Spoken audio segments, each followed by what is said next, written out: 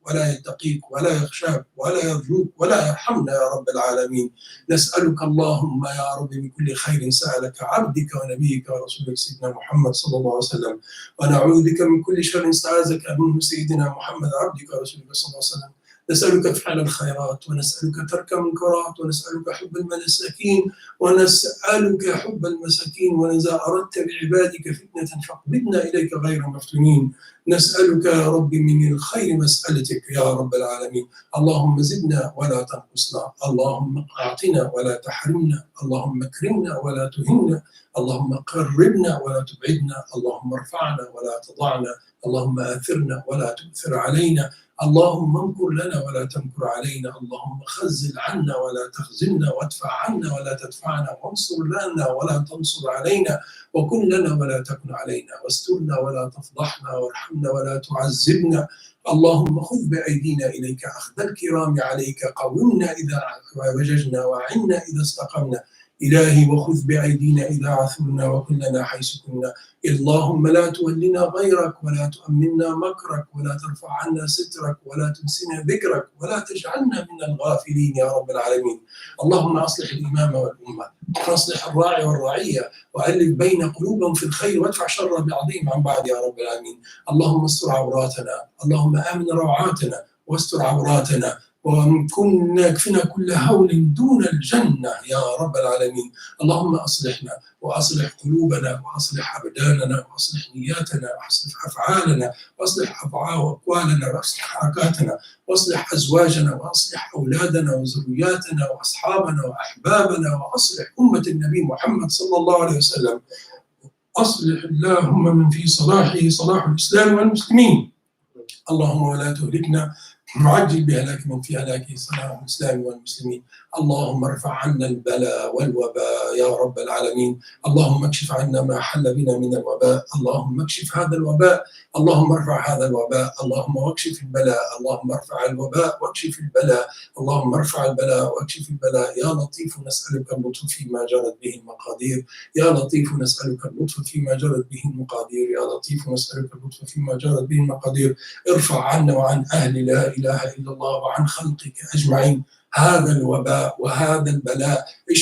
اشفي المرضى وعافي المبتلى يا رب العالمين، وارحم الموتى اللهم. ولا يا رب اللهم إنا نسألك يا رب أن تحوز عنا شر البلاء وشر الأسوأ وشر، تجعل لهذا بعدها مع هذا العسر يسرا يا رب العالمين، وبعد هذا الضيق فرج، ومع الضيق فرج، وبعد الشدة فرج يا رب العالمين. تفرج عنا وعن كل مهموم ومغموم ومكروب يا رب العالمين، وأن تحفظ علينا وعلى أهل لا إله إلا الله وعلى عبادك يا رب أموالهم وديارهم وممتلكاتهم وأنفسهم وأموال أهلهم يا رب العالمين. اللهم إنا عبيدك بنو عبيدك بنو إمائك، ماض فينا حكمك، عدل فينا قضاءك يا رب العالمين. نسألك اللهم بكل اسم هو لك، ونسألك باسمك العظيم الأعظم الذي إذا دعيت به أجبت، وإذا سئلت به أعطيت يا رب العالمين. ونسألك بكل اسم أنزلته في كتابك، أو اسم أطلعت عليه أحدا من خلقك، أو استأثرت به في علم الغيب عندك، أن تجعل القرآن العظيم ربيع قلوبنا وجلاء أحزاننا وذهاب همنا وغمنا يا رب العالمين، وأن تكشف عنا وعن أهل الأرض أجمعين ما حل بنا من البلاء والوباء. اللهم اكشف عنا وحملنا أهل الوباء، ونستشفع بك ونسألك ونرجوك بنبيك يا نبي الرحمة يا حبيبي يا قرة عيني يا محمد يا نبي الرحمة. إنا نستشفع بك إلى ربي في كشف البلاء ورفع الوباء، في كشف البلاء ورفع البلاء واللطف واللطف واللطف يا رب العالمين. اللهم شفع حبيبك محمد صلى الله عليه وسلم فينا، وشفعنا باسم حاجاتنا. وآخر دعوانا أن الحمد لله رب العالمين، وصلى الله على سيدنا محمد وآله وسلم. سبحان ربك رب العزة عما يصفون، وسلام على المرسلين، والحمد لله رب العالمين. جزاكم الله كل خير. السلام عليكم ورحمة الله وبركاته.